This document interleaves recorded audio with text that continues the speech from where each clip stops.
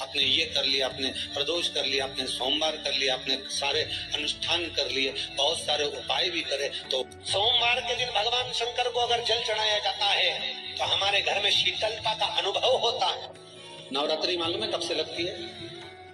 और नवरात्रि में भी अगर आपकी कोई कामना है, आपकी अगर इच्छा है, आपका मन है, तो जगत जननी की आराधना करो। पति और पत्नी में अगर क्लेश है तो जगदम्बा के मंदिर में मक्खन चढ़ाओ। 4 तरह की बंदरवाल हमारे हिंदू धर्म में वर्णन करी गई है। हमारा जो दरवाजे पर लगाई जाती है शुभ कार्य के लिए इसको लगाया है।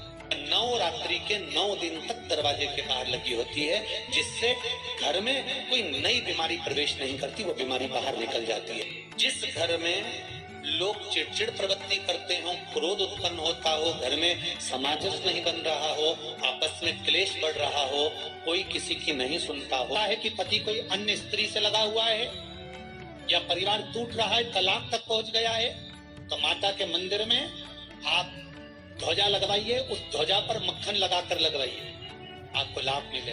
भगवान शिव ने कहा पहली आम के पत्ते की बंदरवाल।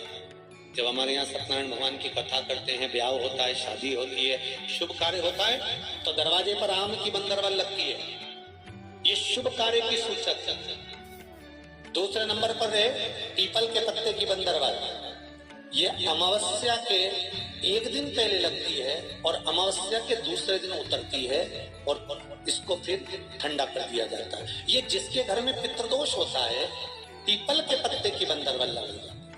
तीसरे नंबर पर होती है नीम की बंदरवाल। पूर्णिमा का जो दिन रहता है, चैत्री नवरात्रि जिस दिन प्रारंभ होते हैं, उस दिन नीम के पत्ते की बंदरवाल लगती है, जो इसको नीम के पत्ते की बंदरवाल। चौथे नंबर की होती है आम के पत्ते, पीपल के पत्ते और नीम के पत्ते, इन तीनों की बंदरवाल। ये बंदरवाल दशहरे के दिन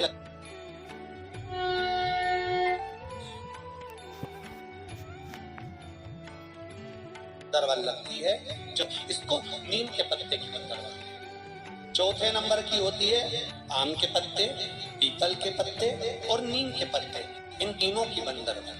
ये बंदरवाल दशहरे के दिन लगती है। 10वीं तिथि को लगकर एकादशी, द्वादशी तक लगी रहती है और त्रयोदशी के दिन इसको निकालकर विसर्जन कर दिया जाता है।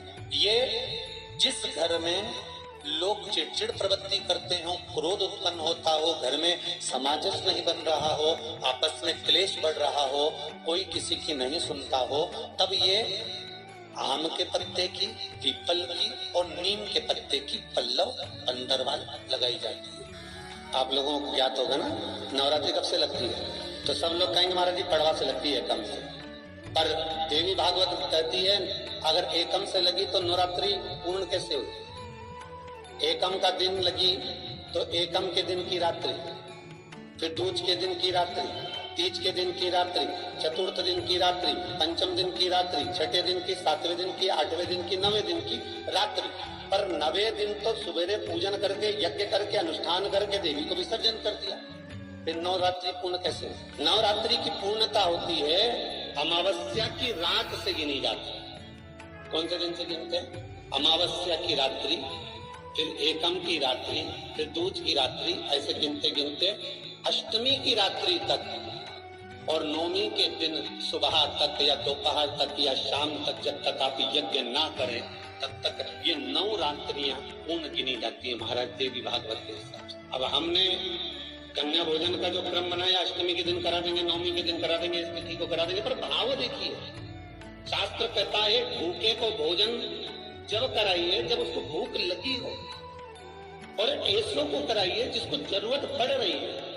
देवी भागवत वर्णन करती है कि पहले नवरात्रे से लेकर 9वीं तिथि तक जितने दिन देवी के होते हैं, प्रत्येक दिन में आप किसी भी दिन कन्याओं का भोजन करा सकते हो। पहली रात्रि से लेकर, पहला दिन से लेकर। ज्योत का विधान है, नवरात्रि में देवी की ज्योत लगती है, अखंड ज्योति लगती है, जवारे बुआए जाते हैं, कलश लगता है। ज्योत का भी विधान है। जिसके यहाँ दिया अखंड जलाया जाता है, अगर वो दिए की लो, दिए की बाती अगर दक्षिण दिशा की होती है तो उसके घर में साल भर में एक घात जरूर होती है। जो दिया अखंड जलता है उसकी बाती का मुख दक्षिण का नहीं होना चाहिए। देवी भागवत को अगर सुना हो तो देवी भागवत में स्पष्ट किया गया कि पूर्व की ओर मुख करा हुआ दिया अर्थात पूर्व की ओर ज्योत जो जलाई जाती है वो संपदा की वृद्धि करती है। पश्चिम की ओर मुख कर कर जो ज्योत लगाई जाती है महाराज वो वैभव को देती है। और उत्तर की ओर जो मुख कर कर ज्योत जलाई जाती है, उत्तर की ओर जो ज्योत का मुख रहता है वो आयु की वृद्धि करती है, घर में अकाल मौत को रोक। पत्र का जो भाव तत्व है उसको भी अच्छे से समझ लेना। दक्षिण की ओर ज्योत ना लगाएं। एक जरा सी मिट्टी की दुकान भी अगर आप खोल कर बैठेंगे तो चांदी और सोना के बराबर कमाएंगे, इतना धन देगी वो माँ। साधारण नहीं है मेरी माँ, तात्विक सुख का आनंद देने वाली, लाभ तत्व प्रदान कर। बच्चे बहुत ज्यादा आप शब्द बोल रहे हैं, मुंह चला रहे हैं और प्रेम नहीं रख रहे, तो माता के मंदिर में लाल पुष्प, लाल चंदन और लाल चूड़ी माँ को समर्पित करिए, प्रेम बढ़ेगा।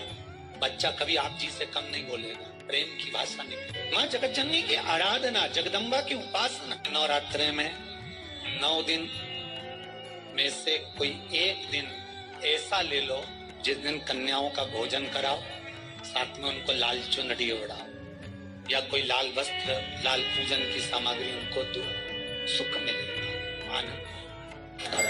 श्री शिवाय नमस्तुभ्यम, सब बोलिए एक बार जमकर, श्री शिवाय नमस्तुभ्यम। प्रैक्टिकल जरूर करना, कहीं सियोर वाला महाराज झूठ तो नहीं बोल रहा। शास्त्रों की बातें हमारे जीवन में हमें सुख प्रदान करे, इसलिए इस भाव का आनंद करते हुए आज की कथा को विराम देते हैं। श्री शिवाय नमस्ते। जितने आस्था चैनल पर कथा सुन रहे हो, जितने फेसबुक और यूट्यूब पर सुन रहे हो, बहुत सावधानी से सुनना। तो जिनकी यहाँ संपदा की कमी होती है, वैभव की कमी होती है, लक्ष्मी की कमी होती है, प्रतिष्ठा की कमी होती है, धन की कमी होती है, उसके लिए सोमवार की सोमवार 5 सोमवार, जिसके यहाँ लक्ष्मी नहीं दिखती हो, पैसा घर में नहीं आता हो, बहुत चिंता लगी रहती हो, लक्ष्मी से जुड़ी हुई, व्यापार से जुड़ी हुई, पैसा आ ही नहीं लिया, बहुत मेहनत कर रहे हैं। कर्जे से मुक्ति पाने के लिए, व्यापार की वृद्धि के लिए केवल एक काम, पीपल अगर पास में हो तो पीपल, आंवला पास में हो तो आंवला, बेलपत्र पास में हो तो बेलपत्र, इन 3 वृक्ष जो आपके पास में हो, जो नजदीक में हो। आपसे निवेदन है जिंदगी में प्रयास करना, जब जब कहीं ऐसा तुम्हें महसूस होने लगे, जब जब तुम्हें ऐसा लगने लगे, ऐसा लगे आप कि जीवन में संपदा की, वैभव की थोड़ी सी कमी सी लगने लगे, तब प्रयास करना। लगाना एक ही के नीचे है, ये नहीं कि तुम तीनों के पास पहुंच जाओ, लगाना एक ही वृक्ष के नीचे। 3 दीप अलग अलग, एक लक्ष्मी के लिए, गणेश जी के लिए, सरस्वती के लिए। 3 दीप घी के,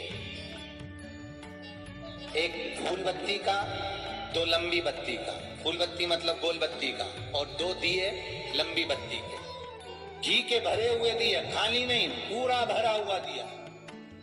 उसमें एक एक कमलगट्टा, कमलगट्टा जो हवन में चढ़ता है, किराने की दुकान पे मिलता है काले कलर का कमलगट्टा, महाराज उस दिए के अंदर रखकर सबसे पहले गोल बत्ती वाला दिया हाथ में रखिए, हथेली जलाकर, और अपने स्मरण करो लक्ष्मी का, कुल देवी देवता का स्मरण करिए, अपने पूर्वजों का स्मरण करिए। शनिवार के दिन पड़ रही है पितृपक्ष की 9वीं तिथि और पूज्य गुरुजी ने कहा कि पितृपक्ष के दौरान पड़ने वाले शनिवार में आपको सिर्फ काले तिल के दानों से और 1 चम्मच दूध से शिवलिंग के सामने एक ऐसा विशेष उपाय करना है जो आपके जीवन में चल रहे सारी समस्याओं को समाप्त करने के लिए है, चाहे वो पितृदोष से संबंधित हो। और पूर्वजों का स्मरण करिए, जिस भाव से दिया लगाने आए हो वो भाव को व्यक्त करिए, और दिए की बत्ती पेड़ की साइड कर रख। तीसरा दिया उठाइए, अपने मन की कामना कर कर, जिसका कर्जा चुकाना है, व्यापार वृद्धि के लिए, संपदा के लिए, विनय करिए, और उस दिए को जब उठाओ तो उसका मुख उदर का होना चाहिए, बोलते समय, स्मरण करते समय। जब नीचे रखोगे तब दिए का मुख अपनी ओर होना चाहिए। झोली पसार कर वृक्ष के नीचे प्रणाम करिए, नमन करिए, और झोली को वापस अपनी ओर गिरा लीजिए। घर चले जाए, पलट कर मत देखिए, सीधे घर प्रवेश करो और घर में जाकर अपने लक्ष्मी की जो पूजन करी है वहां प्रणाम।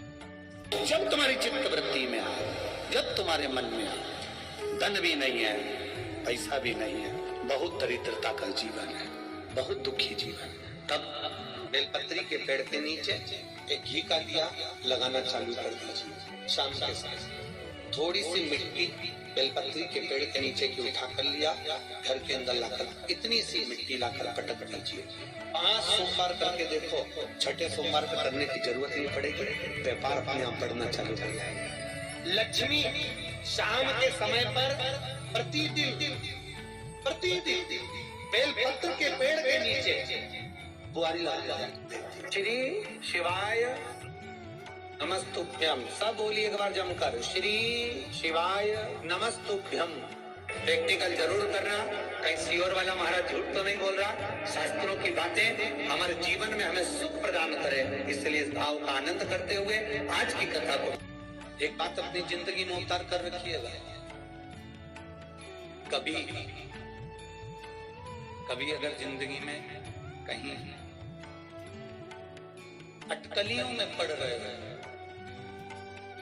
कहीं तुम्हें ऐसा लग रहा है कि मैं बहुत अटकलियों से निकल रहा हूँ, एक समस्या पूर्ण होती है, दूसरी समस्या पड़ जाती है, दूसरी समस्या पूर्ण होती है, तीसरी समस्या पड़ जाती है, तीसरी समस्या पूर्ण होती है, चौथी पड़ जाती है, तो एक काम जरूर करना कि बेलपत्री के वृक्ष के नीचे बेलपत्री की जड़ में लाल चंदन का पानी 1 लोटा प्रत्येक सोमवार को चढ़ाना प्रारंभ कर दीजिए। अपने आप अटकलें सुलझ